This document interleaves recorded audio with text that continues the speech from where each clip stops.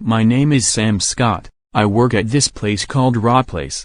I was those type of people who build robots, but there was this one night that I remember to this day, a night I will never forget, and night of terror and horror. I was on a night shift to look out to any robbers. I was where all the robots were. It was very stressful. I had to look at security cameras. There was 4. I was getting 5. Night at Freddy's vibe. I was exhausted, so I went to a room with a couch in it. I lay there for about 10 minutes but I didn't fall asleep. About 30 minutes later, I heard a bang. I ran to the security cameras, and saw a man banging on the door. This was creepy. No one was chasing him. In fact, he was angry. I was shaking and goosebumps appeared on my arm. Whatever this man was, I didn't want to open the door.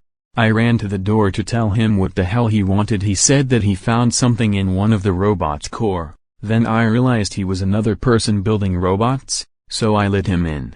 He was talking about the robot some guy built that was haunted. He said the man put core that had a virus. So I ran to the robot section, but there was so many I couldn't tell which one he was talking about. So he said he would check all of them tomorrow. So I went back to the couch. An hour later I heard strange noises. I went to go check, and I was disturbed seeing a robot spinning around.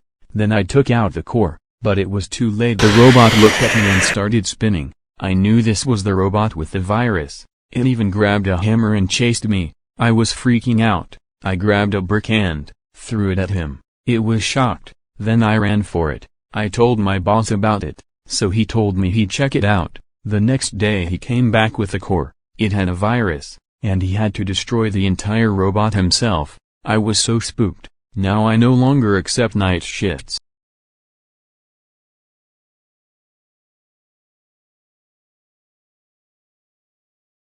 I remember this night. That was the most scary times of my life. It was Halloween, and everyone was trick-or-treating, but my parents didn't want me to trick-or-treat, but this time they said that I could, and to be careful, so I got about 2 buckets of candy, and I came home happy, although my parents were proud, and said that could trick-or-treat one more time so all of us could eat candy for 1 week straight. When I went back, I met a friend, and another one. So I had about 5 people trick-or-treating with me, so I felt safe, and at some point my friends had to go, so I kept trick-or-treating, but then this man came up to me. He was dressed like a clown, and he gave me free candy. I thanked him and walked away. My neighborhood was different, so the next day came and people were still trick-or-treating. It was night again and I went too, and I was having fun. My friends was spreading a rumor about this man in a clown costume that was kidnapping children, but I was feeling weird. The man that gave me free candy was also a clown, but how come he didn't do anything? In fact, he gave me free candy, so I told this to my friends, and they were confused. But then this is where the disturbing part comes. The night was getting darker. I was still playing, but someone appeared out of the darkness, and it was the clown.